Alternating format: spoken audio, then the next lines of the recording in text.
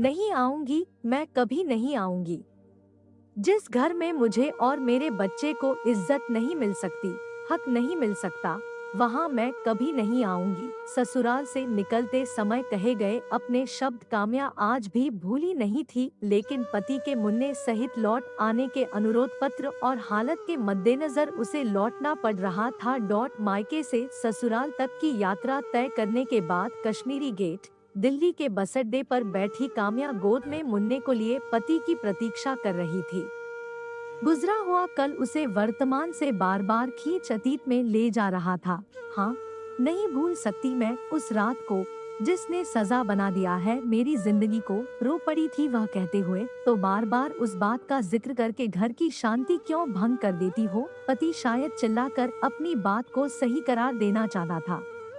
उसकी गुस्सैल लाल आंखें मानो मुझसे इस बात पर चुप्पी चाहती हो, मानो उसके मन में मेरे लिए अपवित्रता की ईर्ष्या ने जन्म ले लिया हो, इसलिए कि उसमें मेरा कोई दोष नहीं था और वह जो भी था आपके अपनों में से ही था। वह आक्रोशित हो उठी थी, आंखों से आंसू मानो लुढ़कने को तैयार ही थे। मुन्ना के रोने से सहसा ही वह अतीत से उबर आई। मुन्ने को बहलाने के बाद उसने घड़ी में समय देखा तो उसे कुछ चिंता सी होने लगी। समय अधिक हो गया था और बस अड्डे पर आवाजाही कम होने लगी थी। एक मन हुआ कि यहीं से कोई ऑटो या रिक्शा करे और खुद ही घर पहुंच जाए, लेकिन कई महीनों बाद पति के बिना ससुराल की दहलीज पर पैर रखना उसे एकदम से सही नहीं लगा। कुछ उलझन से भरी काम्या की नजरें एक बार फिर से पति को देखने की चाह में इधर-उधर घूमने लगी। शायद मेरी बस ही समय से पहले आ गई थी, या यह भी हो सकता है कि शिखर को ही आने में देर हो गई हो। अपने मन को तसल्ली देकर वह फिर अपने अतीत में डूबने लगी थी। विवाह के कुछ ही महीने गुजरे थे जब ससुराल में एक पारिवारिक समारोह में उसके साथ धोखे से बेहोशी की हालत में दुराचार हुआ था। पति सहित ससुराल के दबाव में उनके मान सम्मान की खातिर उसे उस विष को पीना पड़ा, लेकिन जब विष का प्रभाव मुन्ना के रूप में सामने आया तो बहुत देर हो चुकी थी। घर की हालत ही नहीं, घर वालों के मन भी बदल गए थे। समाज के लिए वह बच्चा उनकी संतान था, लेकिन शिखर की नजरों में वह जायज नहीं था।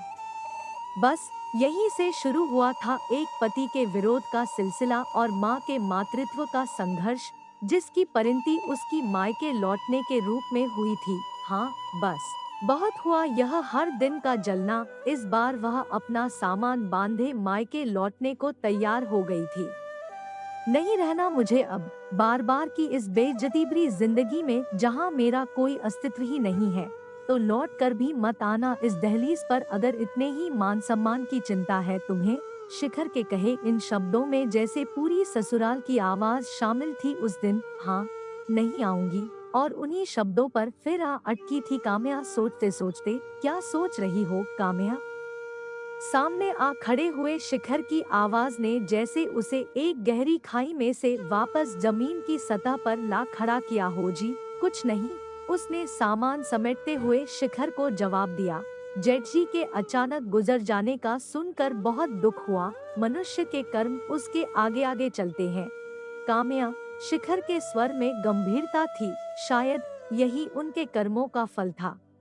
चलो घर चलें। अपनी बात पूरी करते हुए पति ने काम्या के हाथ से मुन्ने को उठा गोद में ले लिया। इस अप्रत्याशित क्रिया से जहां काम्या के मन में खुशी की लहर उठी, वहीं वह अपनी हैरानी को भी दबा नहीं सकी थी। आपने मेरे मुन्ने को गोद में उठाया? हाँ काम्या, मैंने इसके साथ बहुत अन्याय किया है, लेकिन मुझे क्या पता था कि यह हमारे ही वंश की एक बेल है। कहते हुए पति का स्वर अनायास ही कांपने लगा था। दरअसल काम्या, बड़े भैया ने अपने आखिरी समय में ही खुद बताया कि उस रात क्या। शिखर की अनकही बात की तह में जाते ही काम्या का रोम रोम सुलग उठा।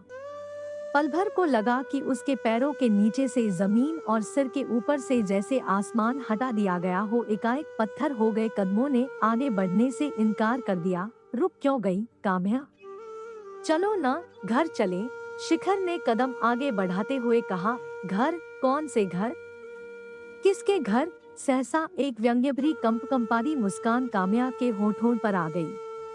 अपनी संतान के उस नीच पिता के घर, जिसने मेरी देह को कलंकित किया और अब मरखप गया, या फिर 7 वचनों से बंधे उस पति के घर, जिसने अपने कुल के सम्मुख सभी लिए गए वचनों को दरकिनार कर हमेशा अपनी पत्नी को एक देहमात्र ही समझा। देखो काम्या, हम घर चलकर भी बात कर सकते हैं न? अभी घर में भैया के बेटे का इंतजार हो रहा है। ताकि शिखर ने काम्या को शांत करना चाहा। भैया का बेटा?